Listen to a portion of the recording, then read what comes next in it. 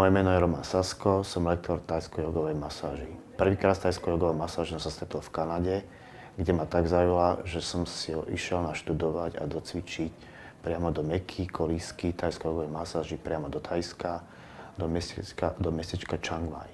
Thajská masáž, alebo thajsko-jogová masáž, ako dnes ľudia nazývajú, je vlastne kombináciou reflexie, akupresúry, práce na energetických dráhach, ako aj rôznych strečových cvičeniach, ktoré majú veľký blahodárny vplyv na ľudský organizmus.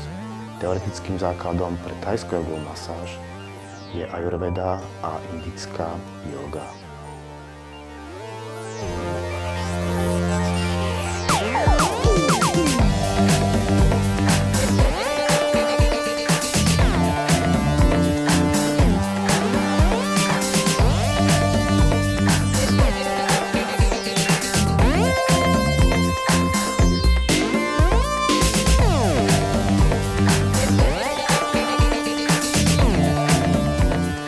Thajsko-jogová masáž, na rozdiel od ostatných masáží, sa cvičí na koberci alebo na nejakom madraci. Cvičí sa samozrejme bez oleja. Klienti sú oblečení v pohodlnom bavlnenom oblečení.